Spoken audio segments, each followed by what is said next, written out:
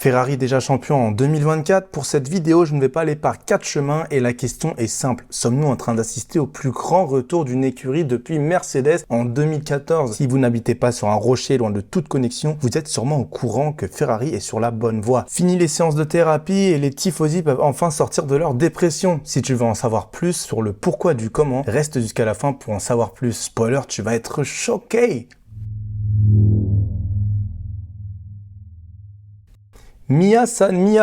Mauvais sport. Forza Ferrari et cette année sera la bonne. Une phrase que tous les tifosi entendent maintenant depuis presque 10 ans, mais cette fois c'est différent. Beaucoup de changements nécessaires ont été faits et avec ce début de saison étonnant de l'écurie italienne, la lumière au fond de Maranello semble être plus proche que ce qu'on pourrait croire. Que vous soyez fan de Ferrari ou d'une autre équipe, on s'apprête tous à peut-être vivre le plus grand retournement dans la F1 depuis longtemps. Mais qu'est-ce qui s'est passé pour en arriver là ?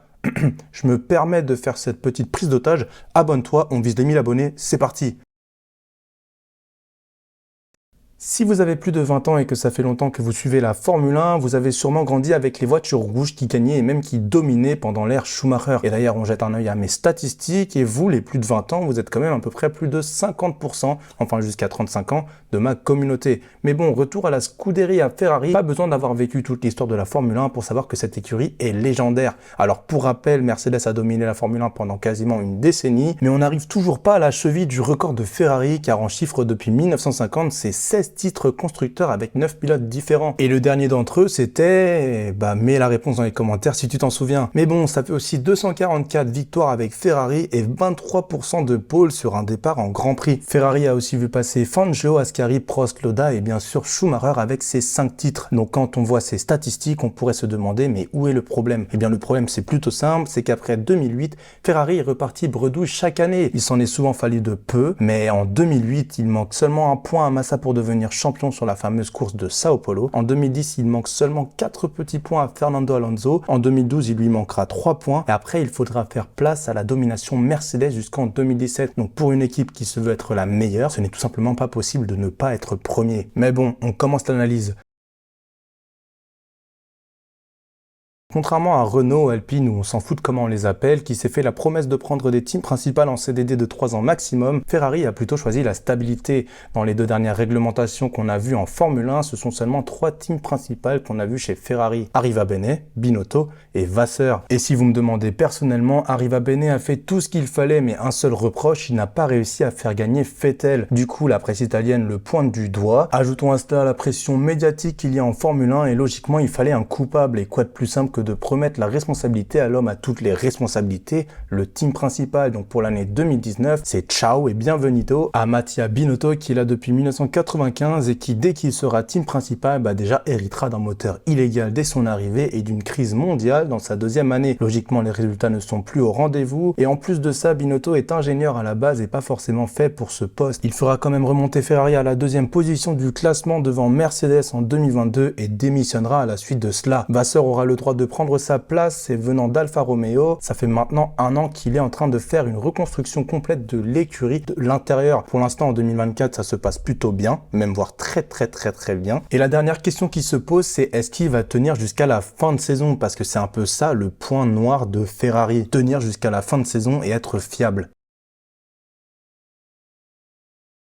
Est-ce que vous vous souvenez de l'histoire qui aurait pu être le plus grand scandale de l'histoire de la Formule 1, mais qui a été gentiment enterré par la FIA suite aux victoires de Charles à Spa, suivi de Monza en 2019, où une Mercedes dans sa meilleure forme a galéré à rattraper Charles sur les lignes droites? Les ingénieurs de beaucoup d'équipes se sont posé des questions sur les performances, surtout moteurs de cette Ferrari. Par la suite, il n'a pas fallu longtemps à la FIA pour comprendre qu'il y avait un problème avec celle-ci, mais rien n'a été fait sur le moment alors qu'il était plutôt clair que quelque chose n'allait pas du tout avec ce moteur. La FIA a très vite étouffer cette affaire et un accord a été trouvé avec Ferrari qui entre autres contenait une interdiction d'en parler au public. Ça vous rappelle pas quelque chose? Comme quoi le manque de transparence dans ce sport n'est pas quelque chose de nouveau. Je ne vais pas entrer dans les détails techniques des violations car je ne les ai pas et d'ailleurs à part la FIA personne ne les a. Mais pour faire court, si je me souviens bien, Ferrari a réussi à déjouer les capteurs qui servent à déduire le flux d'essence dans le moteur. En gros c'est eux qui disent si ton moteur il fait rentrer trop d'essence ou pas assez d'essence dans la voiture. Ils ont réussi à déjouer ce capteur, ce qui leur donnait la possibilité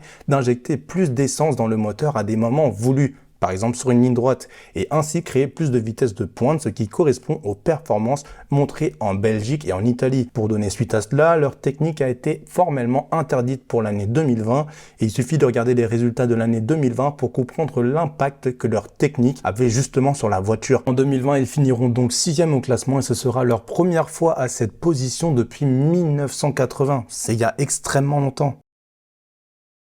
Consistency is key. On connaît tous la phrase qui aussi dit que pour gagner une course, il faut d'abord la finir. Et je pense qu'à Maranello, cette phrase n'était tout simplement pas encore arrivée. Combien de fois nous avons vu un moteur Ferrari partir en fumée? Des pit stops aberrants ou des problèmes techniques dans les phases les plus importantes du championnat. Je n'oublierai jamais la série noire de Ferrari en 2017, Singapour, Malaisie, Japon.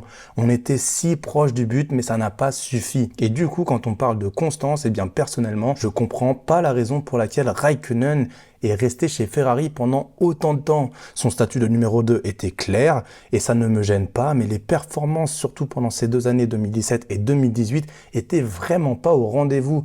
Pour Vettel, ça ne change rien, mais pour Ferrari qui veut devenir champion du monde constructeur, ça devient extrêmement compliqué avec un pilote qui ne performe pas. À partir du moment où tu peux que compter sur un de tes 2 pilotes, c'est fini le champion du monde constructeur et tu peux que essayer de devenir champion du monde pilote.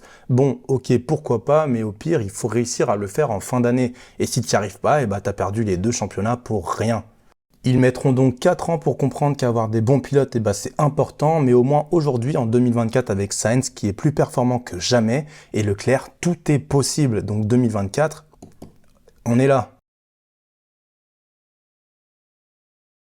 Ce qui est sûr pour l'instant, c'est que Ferrari a sûrement l'un des line-up les plus puissants du paddock et que leur voiture est très performante. Le fait que Berman ait pu faire des bonnes performances est une preuve que la voiture est plutôt simple à conduire, et au vu des performances récentes de Sainz, on pourrait même croire que si Ferrari ne fait pas d'erreur et qu'ils arrivent à se battre dans la course au développement, ils pourraient même avoir une chance de devenir champion en 2024, que ce soit championnat pilote ou constructeur. Non, je ne l'ai pas oublié, la vidéo ne serait pas complète sans parler de la signature légendaire d'Hamilton pour l'année prochaine. Et je ne vais pas vous mentir, mais je pense que ce switch peut devenir un switch McLaren-Mercedes, comme à l'époque. De plus qu'Hamilton va arriver avec un dynamisme foudroyant chez Ferrari et qu'au vu de sa carrière et de son potentiel 8e titre, le storytelling est ce que les gens veulent voir. Maintenant, c'est Hamilton de devenir le plus grand pilote de tous les temps chez Ferrari. Ça fait du bien à Hamilton et à Ferrari.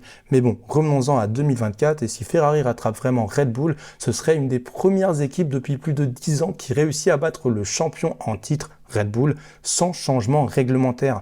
Pour finir, je trouve ça intéressant que Sainz se fasse virer alors qu'il est sur le point de nous faire la meilleure saison de sa carrière.